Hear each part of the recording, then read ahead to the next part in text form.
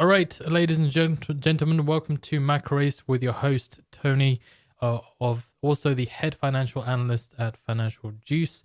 We've got quite a bit to kind of go through with PPI, but of course, there is the overall sentiment from the morning that probably means that PPI might become a non-release. But depending on how the data plays out and what and how strong the data is, either way, then you could see a little bit more volatility, or maybe there is no volatility with PPI, and everyone's just focused on Credit Suisse this morning and the fallout that has occurred. Then I can see some people have joined very early on for the prep, so let's get into it. Don't forget to share the video, subscribe to the channel, get the word out there if you found these videos useful in the past or streams useful in the past before. Let's get into it though. First, what is PPI? It measures the change in the price that manufacturers and wholesalers pay for goods during various stages of production. How does it affect the markets? Very simple. Just like the CPI report, if you do get better than expected data for PPI in this current environment, that leads to a stronger dollar in anticipation of the Fed raising rates by a bigger amount or continuing to raise rates. Okay, that's also been very, very choppy and mixed with the expectations of what the Fed might do. Will they hold rates at the next meeting next week, or will they decide to go with a quarter point rate hike, with a 25 base point hike instead, because of how inflation is? So PPI will be the final bit of data to kind of cement for traders in their mind which way the Federal Reserve might go. But going back to the dollar, if you do see a stronger than expected PPI data, that tends to lead to a stronger dollar. The economy is growing and there is more confidence. First of all, that there is a higher expectation for the Federal Reserve to continue raising rates or raise it by a stronger amount. For the stock market, if inflation rises sharply within the month, it can lead to stocks taking a hit. And we've seen in the past when PPI has been stronger than expected, that again plays into the expectations that the Federal Reserve has more work to do to bring down inflation, not only for consumers, but where that inflation originally comes from the producer's side. So that, again, for the stock market, doesn't really bode well if PPI is higher than expected. And finally, for the bond market, high inflation reads can lead to high yields in an expansionary environment. I know I'm kind of going through this a little bit quickly than I usually do, but we've just got to be aware of how Credit Suisse has played out today and how the S&P just tanked. It just took a slap to the face because of the news with the Saudi National Bank, their top shareholder, saying that they wouldn't look to support them wouldn't look to jump in to provide further support, basically, is what they said. Or more or less rolling out more help to the bank, is what the Saudi National Bank had said this morning. And from then on, the stock market, and let's say the markets in general, just went into risk-off mode. Stocks take a hit. Dollar was seen movement toward the upside. Swiss franc, okay, one of the safe haven currencies, but of course, Credit Suisse being a Swiss company, the Swiss franc took a hit as well, because of the overall issue is that it's now starting to go from the US into Europe, and it's affecting a Swiss company as well. So there isn't really much. What markets are seeing is that there isn't really much safety or safety net, or if there ever was a safety net in the first place for these banks. But that's how the markets are reacting. So with the yields, going back to it, it's if you do get better than expected data, usually markets try to price in a high rate from the Federal Reserve. If you do see lower yields, then that could mean that the Federal Reserve has less work to do with trying to bring down inflation in the US. And that means that yields start to head lower in anticipation of maybe a rate cut coming sooner rather than later, or rate pause coming sooner rather than later. So again, that's the fors and against for bonds with the PPI data. Then where is the economy at the moment? So we had the inflation data yesterday for CPI. Employment costs 1%, and versus 1.2%, CPI at 6% versus 6.4%. The markets did see a rally off of that data. The only reason being is because of you only had 1 point of data that was higher than expected, which was the core month-on-month. But remember, on the first candle, we had seen a very choppy reaction from the markets before they settled down and chose the direction that they wanted to go in.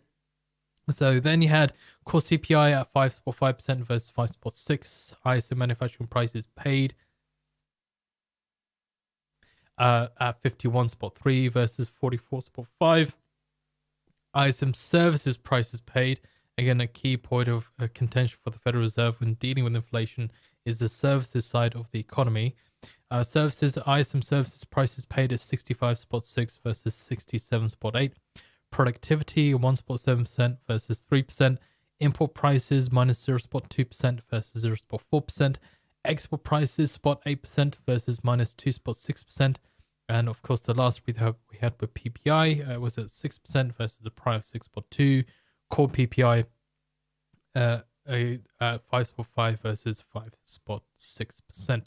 Industrial production month to month for the US was at 0%, better than the prior of minus 0.7%, and manufacturing output at 1% compared to the prior of minus 1.3%.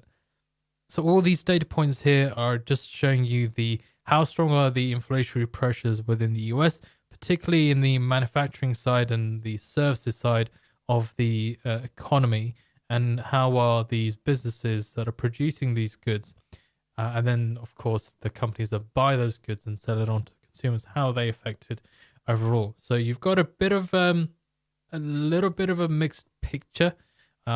You've got of course the inflation data for consumers heading further down, but prices for the manufacturing sector did creep up a whole lot more than it was expected to compared to the prior, should I say. Productivity also, but productivity is seeing a bit of a slowdown. So does that mean that if there's less productivity, that there's less, that maybe a lot of the orders that have come through have been filled and have passed on, and those orders have been paid for by the customers, so the businesses providing it to the consumers?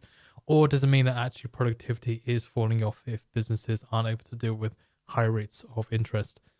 Then, of course, with the industrial production side, that's the first point of when the producing cycle of a product of goods, where you have your raw minerals, then you go to the manufacturing side, where those raw minerals or raw materials, should I say, are then turned into intermediate goods, and then turn into finished products, and then your final products within the cycle. So you can see that in that side with industrial production month to month, at the very beginning of the cycle, that it is doing better.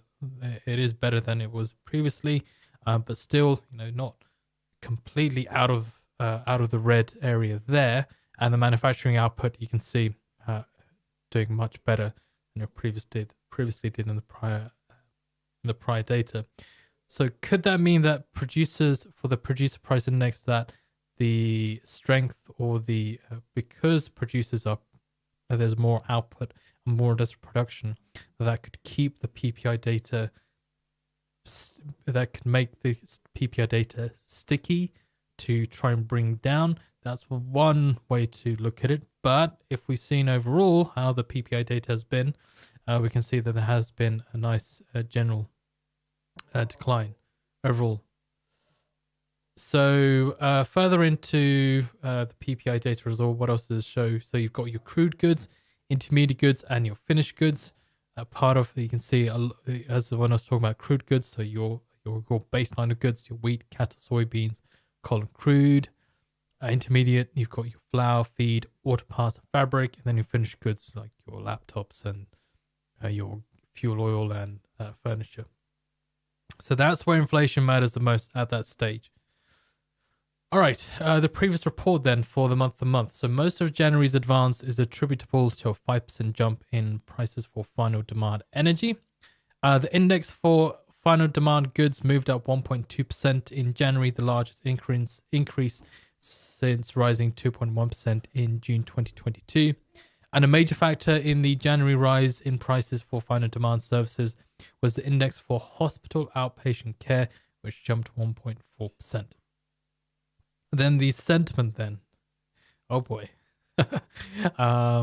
Be prepared. So, March 12th, Goldman Sachs no longer expects a rate hike next week, even after the US moved to contain a crisis from SVB and Signature Bank. Now you have the worry of Credit Suisse. So as I put there in the point, SVB caused 2008 Lehman worry, as we'd seen with the crash of with the loss of Lehman, and also Bernstein. That worry had caused a lot of worry in the markets, and the fear of a repeat of 2008. We can see that happening to a degree so far. We've had the fallout from the US, then it starts to affect other areas within the world, as we can see in Europe with Credit Suisse, and those banks in Europe also taking a hit as well within the markets, not just US banks, pre-market trading, which we've seen this morning too, taking another hit pre-market, now focusing on Credit Suisse. So SVB, this worry that's being caused with the markets, whenever there's extra amount of volatility that comes into the market from news or geopolitical events, as we've seen with the Russia-Ukraine conflict, and also the COVID issue that we've had, economic releases don't really react that much. It depends on what the focus then becomes.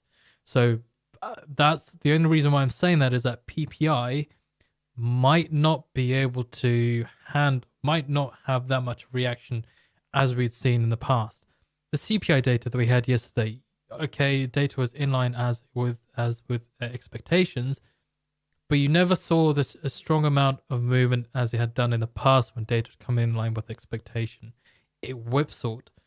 And that's because there's confusion in the markets as to, first of all, how well can these banks deal with the fallout, or how well can central banks and governments deal with the fallout from these banks that have a lot of money invested in, or a lot of tech companies, borrowing money or taking loans from these big banks that have ventured out into these different areas within the market. And then the other worry is, well, what do central banks do with the interest rates and inflation? Okay, how will they balance inflation and the fallout from the banking crisis? What's going to be the bigger risk to the economy? What should be the focus for the central bank? So that confusion that we've had within the markets has caused this extra amount of volatility. So going back again with these economic releases, sometimes you'll see that you may see an initial reaction, but then you see the markets moving back to what they originally were doing, particularly on the same day when there has been a big bit of news that has occurred, and then the markets have slowly digested, just like Credit Suisse this morning. It took a little bit of time for the markets to actually start to see some pain coming through and starting to see those red candles appear on the charts, after the news had come out that their top shareholder wouldn't look to jump in to help the bank, because they feel that they can kind of handle it themselves. Big mistake. So of course, Saudi National Bank didn't learn from 2008. But that's the thing that we have to be aware of today. So going further into this, we've got about 15 minutes left. BlackRock's Rosenberg, March 10th, so the market is being whipsawed by a lot around positioning and technicals. JP Morgan's Oksana said the volatility will increase and more parts of the market will be much more stressed. And we've seen that today with the market so far from Credit Suisse, as the fallout becomes bigger. and much worse. For carry on, it's March 14th. You had Mizuho's chatbot said that the CPI number is no game changer. After events last week, a 50 base point appeared unlikely going into the data print today, and the slightly stronger than expected core inflation print puts speculation of a Fed pause to rest. So data isn't coming down as fast as traders were or faster than what traders were expecting yesterday. So that's why there is still the 25 base point hike that's still there as an expectation for what the Fed is expected to do next week. You could say it won't be surprised if the Fed pauses their rate instead to try and see what the kind of fallout would be from the banking crisis, and if they switch their point of view, if they switch their focus to try and curtail the banking crisis as much as they can, and then deal with inflation later. So don't put that off as as a scenario that can't happen if the Federal Reserve decides to pause. Remember, whenever there's been a crisis, going back to 2008 or in 2020 with COVID, the Federal Reserve has usually, when things break, and I said this yesterday, has jumped in to cut interest rates and then provide quantitative easing instead to the markets, or trying to provide liquidity to those to those businesses, or trying to figure out or try and secure the money supply and get it back on a balanced level instead. So that's something you shouldn't be surprised by if they do decide to pause next week rather than do a 25 basis point hike. Again, it depends on what they mention in the monetary policy, and also, of course, what the rate decision is. But the monetary policy will be quite interesting to see if they start to, if they do mention anything about SVB or the banking crisis or the domino effect that we're currently seeing at the moment from the SVB and Signature Bank fallout. So markets, of course, as well. Yesterday, you had seen that the stocks climbed as traders waged that the worst the banking sector turmoil had passed. While Treasury yields climbed after the latest inflation reading cemented bets for a Federal Reserve rate hike next week. So yesterday, things were looking up for the markets, but instead, Credit Suisse came in and went, bam, hit the hammer on the head, I don't know, Bateman from American Psycho, and that's it. That's it. It's done. So that's one other thing to work. Again, what you need to know and understand is the markets are choppy. There's a lot of volatility, so you might get a non-release instead with the PPI data. We've got about 11 minutes left. So the Fed and government and other views as well. So Yellen says supply chain issues on inflation are largely resolved. Going way back. Again, you had SVB more or less being provided a form of, a backstop by the Federal Reserve, FDIC, and Treasury, saying that the depositors will have access or gain access to their money on Friday. Money on Monday. So even that, though, still hasn't, because of the fear of the fallout of what SVB has caused. The markets, they might have. On the Sunday night when I was looking at the markets and looking at the news, when the Fed did announce that they provide more or less a backstop for depositors, the markets rallied, and then you had fears, and then on the Monday morning you had fears creeping in again from traders thinking, well, this might not be over, it probably is going to get worse. So more or less traders, they've learned from the 2008 financial crisis of how if one bank starts to falter, then more than likely other banks are going to start to falter too, and then you get another financial crisis. We're not having a great time, are we, at the moment, right? This has been William Riker says Credit Suisse has some videotapes to return. Dragon says, oh boy. Mickey Lyons, nice summary. 20 base point may come. Kingman Chang says SVB collapsed in 48 hours. How many hours can Credit Suisse stand? Well, man. Well, let's see. Let's see what happens. You've already had, the last more or less couple of days or so of Credit Suisse saying they have found material risk, not from SVB, but they found material issues within the bank. But the Swiss National Bank hasn't really said anything today. Well, actually, they declined to comment on on Credit Suisse. And also the French Finance Ministry also declined to speak about the French banks' stocks as well and how they've reacted within the markets. So it's kind of,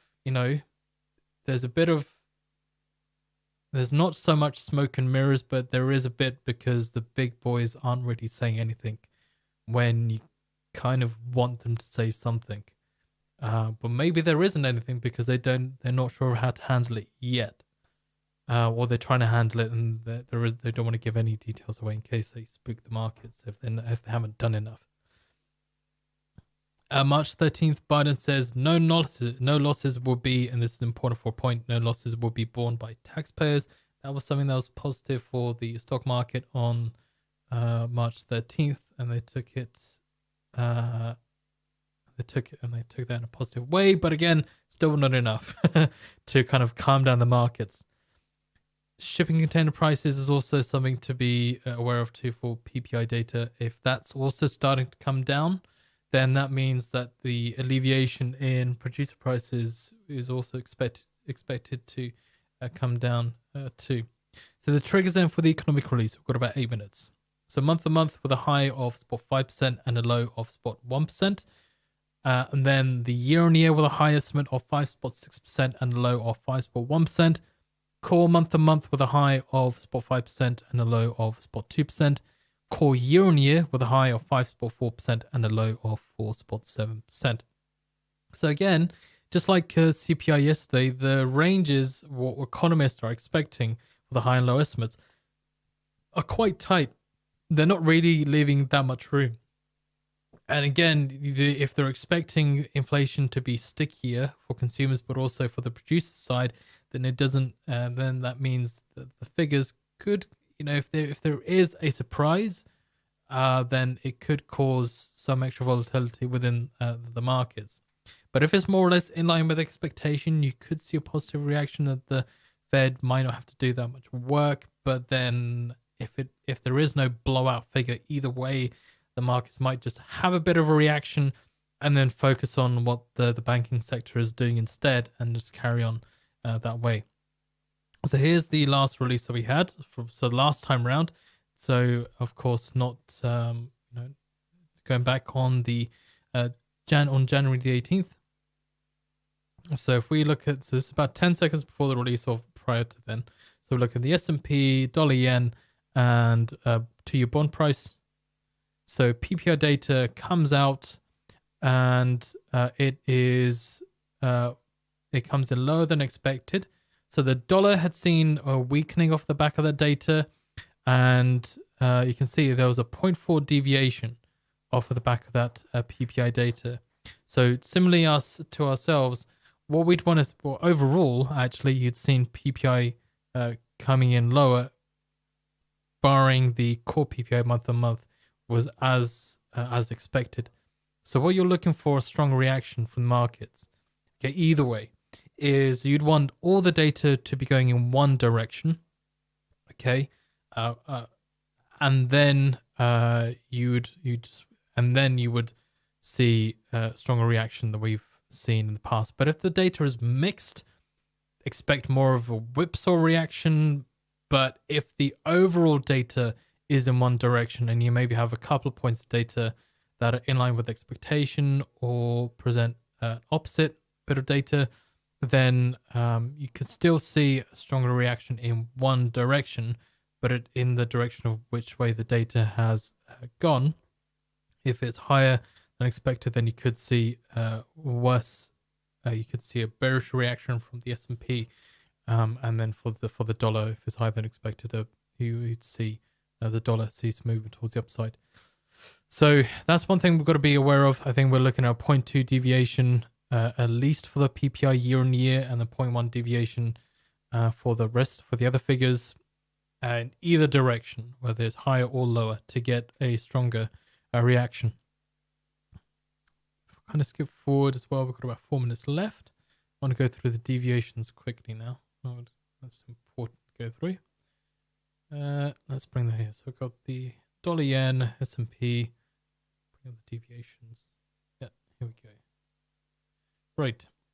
So this was the release that we had last time around. Now we can see that the biggest reaction came from the stock indexes compared to the currency pairs. Okay, the biggest reaction from the currency pairs were from cable and the dollar yen last time around, and that was when data was, it was much higher than expected.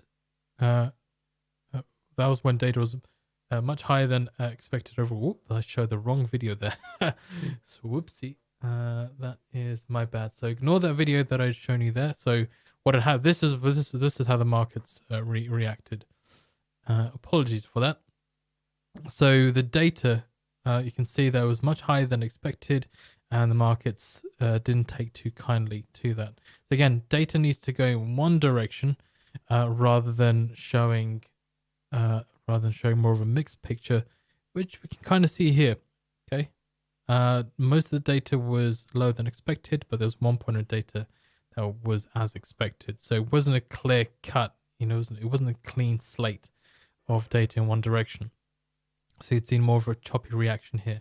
But from our side, I think we're looking for at least a 0.2 deviation on the PPI year on year itself, and then we'd want to see at least a 0.1 deviation for the other figures going in one direction to get a similar reaction to here. But if you want some really strong volatility, then you look for at least a 0.2 deviation on all the figures, and the PPI year on year at least a 0.3 is what you'd want to see. Okay, so that is the data there. We've got about 2 minutes. Let me get my TICKSTRIKE up and ready.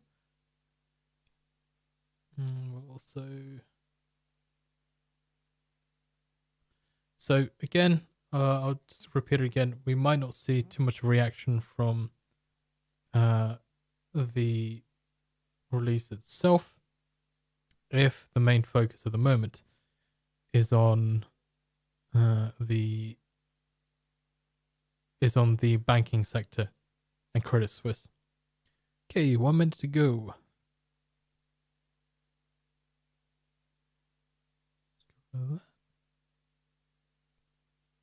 Gold.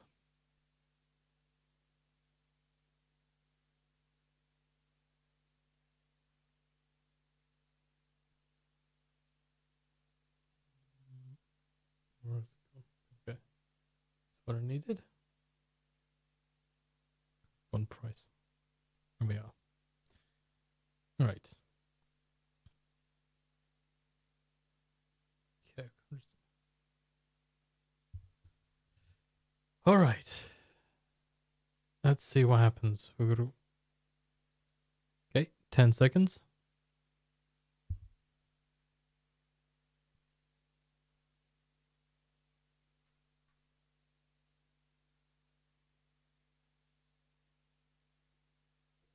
Four spot 6%, 4.6% lower than the forecast of 5.4%. PPI month of month minus 0.1%, minus 0.1% lower than the forecast of 0.3%. Core PPI year on year 4.4%, 4.4% lower than the forecast of 5.2%. Core PPI month on month 0%, 0% lower than the forecast of 0.4%. Retail sales for the US minus 0.4%, minus 0.4%. Lower than forecast, as expected. And then we're looking at the core retail sales month on month, also minus 0.1%, minus 0.1% as expected. So seeing S&P move towards the upside, dollar towards the downside, bond prices going higher. So also gold, let's see what gold is doing as well. It should be. Okay, so it's also moving higher as well. not a huge reaction from the PPI data, although everything was lower than expected, and you had a huge deviation there from the PPI data. Let's do a quick measurement here anyway. Okay, it's 56 ticks towards the upside on the S&P. Let's see how many pips we had on the dollar yen. My ears from TICKSTRIKE. All I can hear is TICKSTRIKE going off at the moment in my ears. I've kind of it's my headphones are very loud, so I've kind of had to put the volume down so it doesn't come through to you guys and break your ears. Okay, so Shadow says, I'm new to this. Is this good? Well, for the PPI data coming in lower than expected, it more or less means that the Fed doesn't have to do that much more with their role of trying to bring down inflation from the producer side. So that's a positive thing, but we do have the overarching headwind of the banking sector taking a hit, particularly with Credit Suisse and how that caused such a big move, such a big more or less a red day for the stocks so far. So there's a mix of sentiment. So all I can say is be careful. Well, just be wary of the news that's coming out. But the data itself is good from the Fed's perspective of bringing down inflation. So we had pip wise, we had it's about 50 pips down on the dollar yen. Gold. Let's see what you've done, gold. Gold. Plus 63 ticks towards the upside. Bring that up. There we go. It's better. Bond prices. So remember, if bond prices go higher, the yield is lower.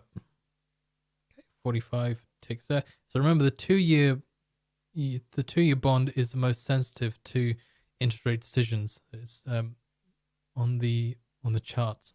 Excuse me, on the yield curve.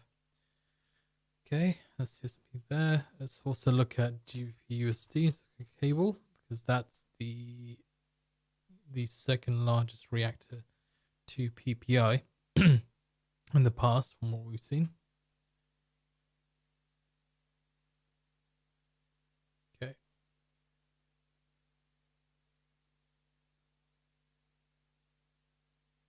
All right, that's about 30. 30 pips towards the upside there. Dollar yen. So we can bring up the deviations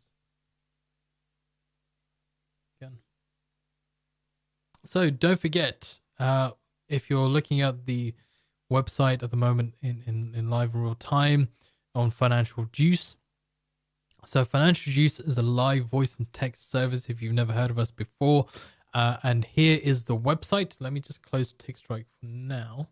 So this is a website where you get all your data of what's moving the markets, what's important to be, what's important in the markets now, what's happened earlier on in the markets, or news-wise, geopolitical events, banking crisis. That's all here in one place with the news. So you have your text feed here with all the headlines that are coming through. And then on here you have your voice, where the voice feed is played through. On the left-hand side, you have your economic calendar. Again, all in real time as well, if you're on the pro version. If you're on so that's basically all you need to know is all your needs are in one place with your text, your voice, and your economic data for the economic releases.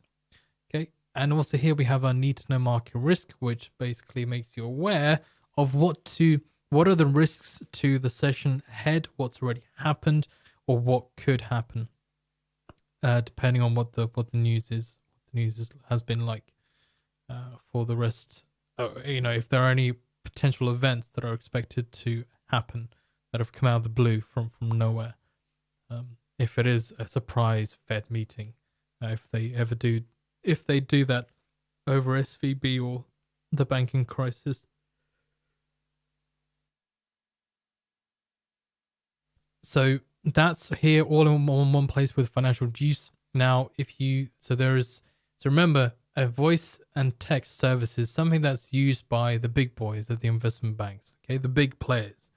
So it's not readily available to the retail trader, one, because they might have heard of it, or two, they might not, may never have played around with it. They may have heard of it, but not really played around with it before, or not really try, maybe, it's something that's not for them. But one thing to understand is having a live voice and text service is something that adds to your arsenal of tools that you have to make sure, okay, you can look at the technicals and see what the chart's doing, but you want to understand why. So if you had, non-farm payrolls is a good example. Last week we had the data that came out, which was slightly better than expected, but the stock indexes rallied. But then there was news of SVB having more of a fallout, and that had caused the stock indexes to see a decline instead. So there's news that kind of comes through that that sometimes we're not able to see, maybe not have access to, or maybe it's too late. That is all actually here in one place for you to have a look at.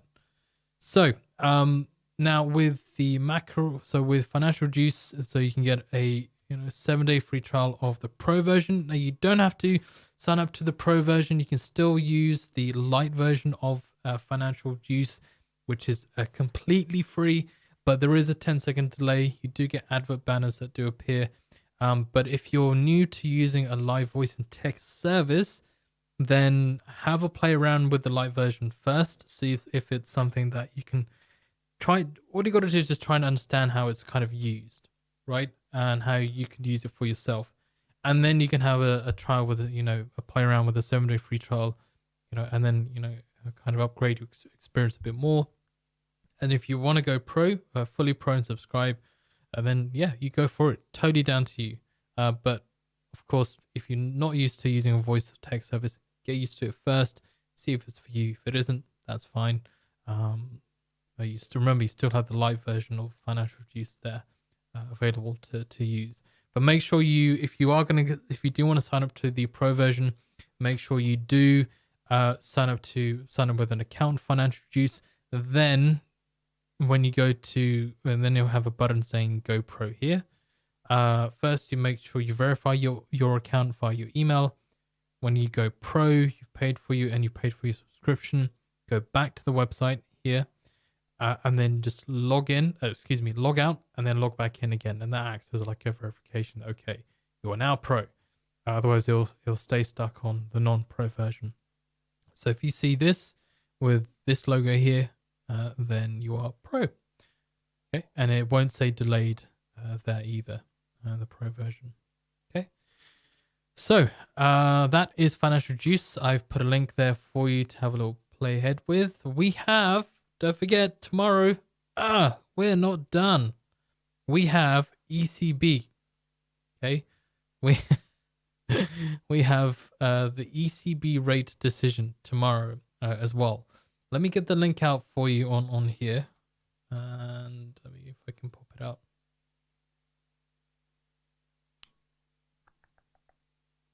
Hold on.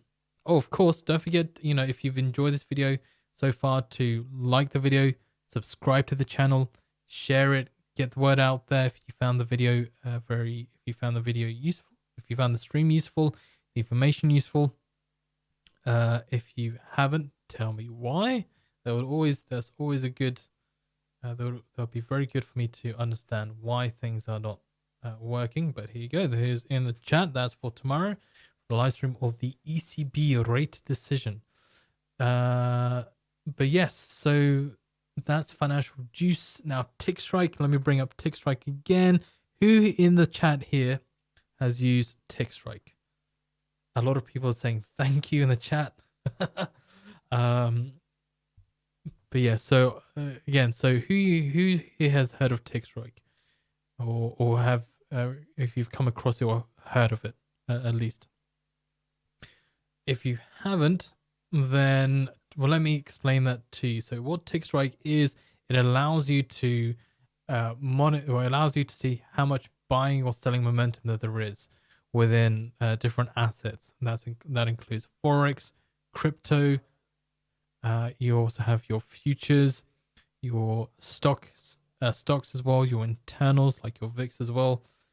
Okay, we've got people saying, Eva Tompkins saying yes, Horace saying me, William Riker saying yes, I use TICKSTRIKE or TICKSTRIKE, the way it's spelled there. Shane says I use it. Good. I hope you guys are still finding it very useful. But just for those who haven't come across TICKSTRIKE, as said, measures the amount of the strength of the buying or selling momentum within those different asset classes. And so let me kind of explain what these little boxes are. So this is the ticker, or your assets that you're looking at. If we're looking at the dollar yen here, if I were to bring it up here, so whenever so the number here, or the plus symbol and the minus symbol. So the plus symbol represents the buying momentum, and the minus symbol represents the selling momentum. The number represents the sensitivity of that ticker box. What do I mean by that? So you have this slider here, okay? So level 1 is the most sensitive to market reactions. So when there's a little bit of buying or selling that's going on, then TICKSTRIKE will, as you can see here, pop off and start moving. Now, if you want to see you only want to be alerted to when there's a big amount of buying or selling momentum that's occurring within the market, or the assets, whatever you're looking at, then you can drag and chop and change that and go all the way to level 15, which is the least sensitive to market reactions. So again, only when there's a big amount of buying or selling momentum that's going on will TICKSTRIKE alert you visually and audibly as well. So that's TICKSTRIKE there. Again, if you're this is made for day traders. So if you're scalping the markets or want to capitalize on potential opportunities, manage your risk within the day, then this is definitely another tool that you can add to your arsenal of tools that you may already have. So that's TICKSTRIKE there. I'm going to put in the link for you to have, if you haven't. Again, there's a 7-day free trial of TICKSTRIKE. You can have a little play with it. On the website as well, we do have a limited version of TICKSTRIKE. You can only see one asset at a time, and it's set at a certain level on in regards to its sensitivity. Whereas here, the pro version of TICKSTRIKE, you can do whatever you want to do, which you have more freedom to kind of look at what you want to look at, and also at the same time as well, and be able to chop and change the level of sensitivity to whatever works for you. Wow, the markets is just dying here again. So do you remember when I said the markets might have a bit of a reaction and then they might just switch their focus back to the banking crisis? Well, that's kind of basically what's happened here. It's the same thing that happened with the non-farm payrolls data Friday as well. So even though the data has been better for the stock market, i.e. it's lower than expected, you're not really, that's it. Market reactions happened, and now the focus goes back to the banking crisis. Credit Suisse dollar bonds due 2026 plunged to distressed levels again. Traders see no Bank of England rate hike as the most likely scenario at the next meeting. I want to see what other news that came out actually from what else did we get? So we got Chancellor Hunt presenting the spring budget. Okay, nothing else at the moment. All right, that sounds good. Well, actually, it's not good for Credit Suisse. Okay.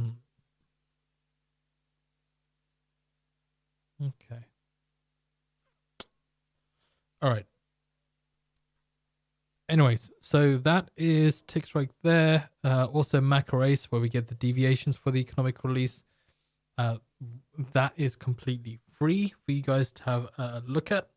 And again, if you do sign up to the MacroAce mailing list to get the deviations for the economic releases for the upcoming week ahead, then you also get a preview or a bit of a rundown of what to expect for the week ahead in the Europe, Asia, and US session. And then a summary of the weekend news as well. There aren't any charts or graphs in the email because a lot of that detail comes through with me here explaining to you in the streams that I do. That's where the honey is. But that is the again, the live stream, and it's all links is also included with that, and the upcoming deviations and the release for the deviations for the upcoming releases are also included. And that is the link there. And then finally, so if you like trading high probability stocks, futures, FX, and crypto breakouts in real time, then you can also join Unusual Activity and have a play with that too. All right, ladies and gents, that concludes MacroAce for today. Tomorrow will be as said, you have put the link to the video here in the chat for the ECB rate decision. Will they go with a 50 or will they go with a 25 instead? Or will they decide to pause rates? Yeah, kind of got to wait and see what kind of reaction, or how bad the Credit Suisse fallout is today, if we do get any further news from today with Credit Suisse or any other bank, basically. That kind of is going to stir the markets up. All right. Thank you very much, ladies and gentlemen. Take care, and I will see you tomorrow. Don't forget, share that video, subscribe to the channel, like the video as well, and I will see you then.